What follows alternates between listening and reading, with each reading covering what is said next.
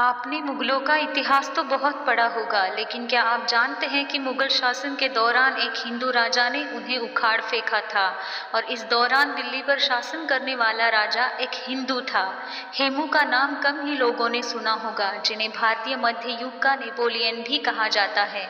हेमू ने अपने पूरे शासनकाल के दौरान कुल 22 लड़ाइयाँ जीती, इसलिए कुछ इतिहासकारों ने इसे मध्य युग का रहस्य कहा है।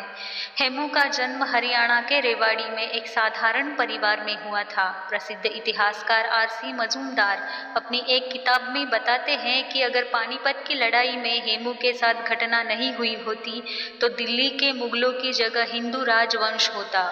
साल 1501 में जन्मे हेमचंद्र अच्छे योद्धा के साथ एक कुशल शासक भी थे। अपनी काबिलियत की वजह से उन्होंने शेर शाह सूरी के बेटे इस्लाम शाह का ध्यान अपनी ओर खींचा। इसके बाद उनका नाम उन लोगों में शामिल हुआ जो राजा के सबसे करीबी थे। इस्लाम शाह ने हेमू को अपनी सेना में शामिल किया। आदिल शाह ने शासनकाल में हेमचंद्र को उसकी सियासत का प्रधानमंत्री नियुक्त किया गया। आदिल शाह के शासनकाल में ही हुमायूं ने वापसी कर दिल्ली पर कब्जा कर लिया था। इस समय मुगलों को बाहर खदेड़ने की जिम्मेदारी हेमचंद्र को मिली। हेमू की सेना इतनी ज्यादा विशाल थी कि कालपी और आगरा के गवर्नर अब्दुल्ला हरूज बेग खान और सिकंदर खां खौफ के मारे वहां से भाग निकले। आपको जानकर हैरानी होगी कि हेमू की सेना में 50,000 सैनिक, 1,000 हाथी और 51 तोपें शामिल थी। अब मुगल फिर से दिल्ली की ओर कूच करने की योजना बना रहे थे।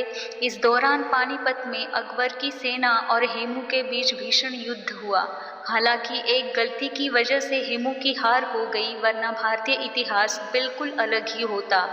हेमू हाथी पर बैठकर युद्ध में अपनी सेना को दिशा निर्देश दे रहा था। ऐसे में दुश्मन सेना को हेमू की पहचान करने में वक्त नहीं लगा और उन्होंने हेमू पर तीरों की बरसात कर दी।